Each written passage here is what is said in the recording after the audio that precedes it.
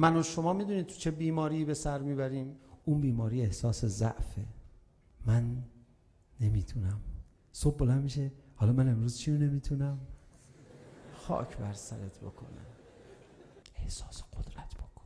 احساس آدمای پیروز رو داشته باشید. چقدر میگه من نمیتونم.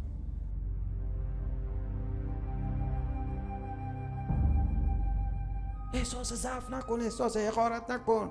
بعضیا دچار بیماری احساس ضعفن. احساس قدرت بکن. تو رو خدا دسته های عزاداری رو مظهر قدرت این جامعه قرار بدید. یه جوری علم و کتل نمیدونم چه جوری باید برنامه رو اجرا کنی.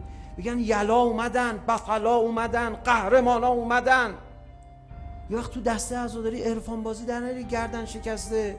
حسین گردن تو چه کج میکنی؟ حسین سرش بالای نیزه رفت گردنشو کج نکرد. تو منتقم خون حسینی.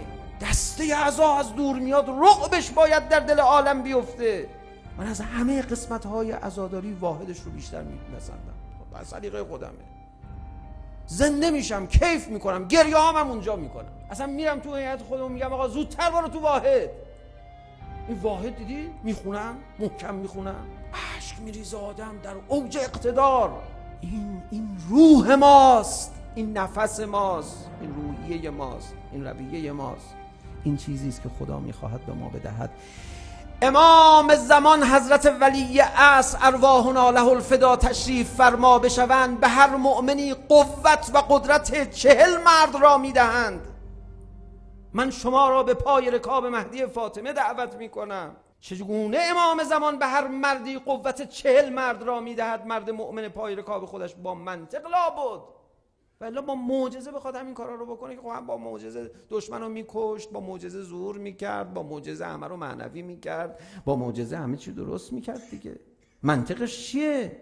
از بس میفهمن، از بس با شعورن، از بس ابلیس بر گرده آنها ننشسته است. بعضی به من میگن تو چرا اون فیلم خارجی رو مثلا اونقدر ازش تقدیر میکنیم؟ یا آدم قوی توش نشون داده، خوشم میاد. تفریح ما با رستم دستان بوده. شهوترانی نکنید جوانها، نگاهتون رو به حرام مشغول نکنید، به موسیقی مبتذل گوش خودتون رو مشغول نکنید. امام فرمود موسیقی جوان رو ضعیف میکنه، میخواد تو قوی باشی، قدرت داشته باشی.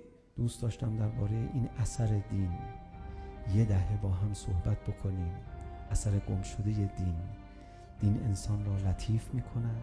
آره، دین انسان را بصیر میکند. خب بله، دین انسان را اخلاقی میکند، مهربان میکند.